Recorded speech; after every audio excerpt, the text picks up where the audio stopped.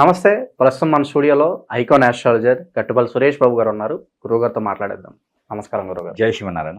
మే నెలలో మకర రాశి వారి పరిస్థితి ఎలా ఉండబోతుంది గురుగారు? 5 గ్రహ మార్పులు అయితే మనకు కనిపిస్తున్నాయి ఈ నెల. ఈ గ్రహ మార్పుల కారణంగా మకర రాశి వారి పరిస్థితి ఏంటంటారు? ఎలా ఉండబోతుంది?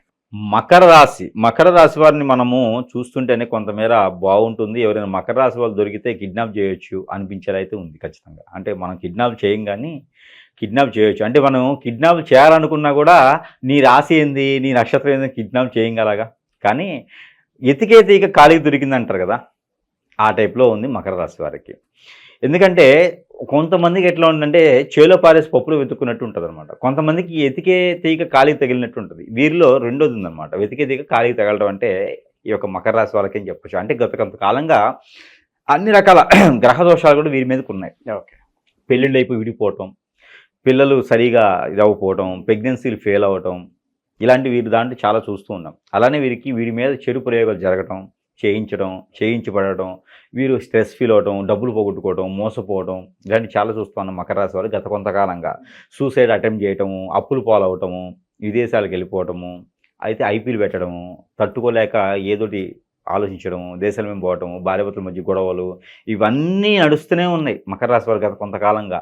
కానీ దానికి భిన్నంగా ఈ మే మాసంలో వీరికి అద్భుతమైనటువంటి ప్రతిఫలాలు కూడా కనపడుతూ ఉన్నాయి.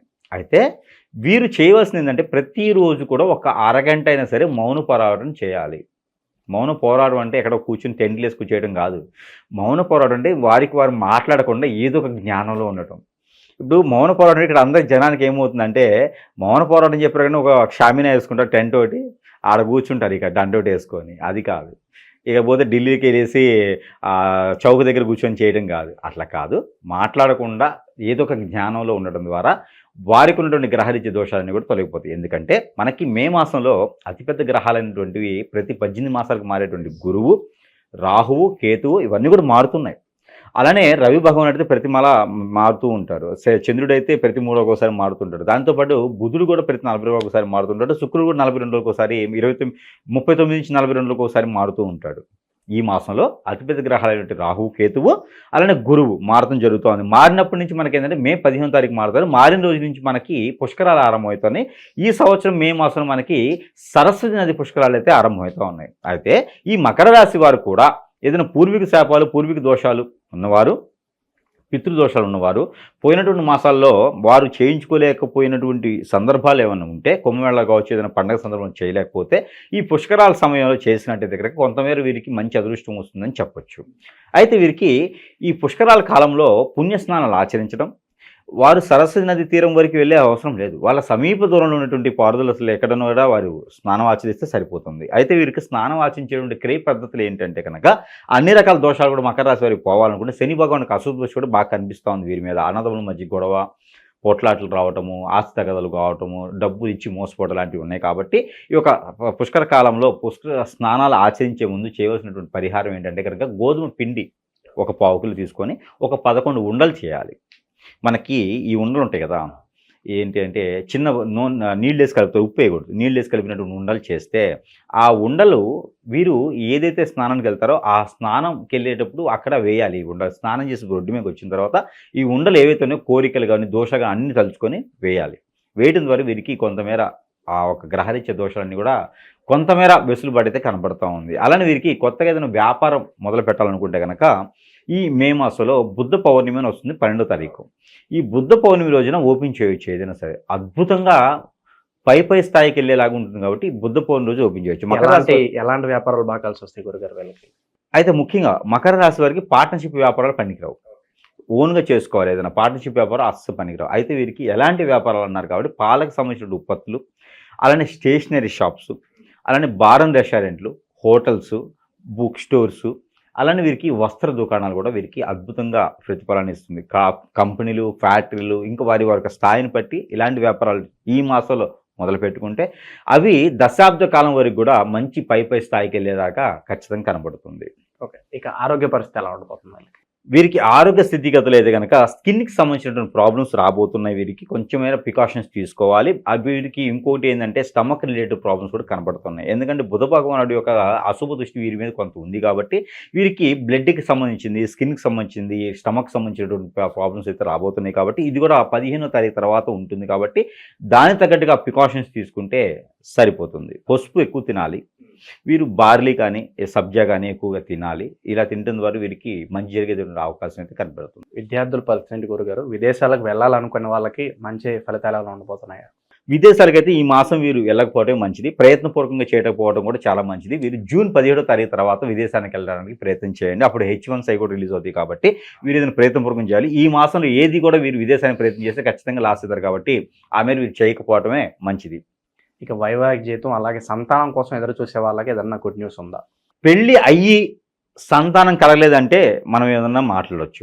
మకర రాశి వారికి ఎవరికైనా పెళ్ళి అయ్యి ఉండి పెళ్ళి అయిన వారికి మాత్రమే సంతానం కలగలేదంటే వారు వచ్చేసి ఈ ఒక మాసంలో చేయవలసినటువంటి రెమెడీ ఏంటంటే మకర రాశి వారు వాళ్ళ భార్యాభర్త ఇద్దరు కూడా వెళ్ళేసి రావి చెట్టు, మర్రి చెట్టు, మేరేడు చెట్టు లేదా వేప చెట్టు, ఈ రెండిట్లో మనం చెప్పిన వాటిల్లో ఏదైనా ఒక చెట్టు కలిసి ఉంటే అక్కడ పాలు, పన్నీరు, అలానే దాంట్లో ఇలాచి అంటే ఆలుకల్ తెలుసుకుంటుందా, ఇలాచి ఒక సీడ్ వేసి, పెప్పర్ పౌడర్ దాంట్లో వేసి, బ్లాక్ పెప్పర్ పౌడర్ దాంట్లో వేసి, దాల్చిన చెక్క పౌడర్ దాంట్లో వేసి, అలానే ఈ బిర్యానీ ఆకు చిన్న చిన్న పీసులు చేసి దానిలో వేసి, అలానే ఆ పాదిలో ఆ చెట్లు ఉన్నటువంటి పాదులో ఆ పాలు పోయాలి.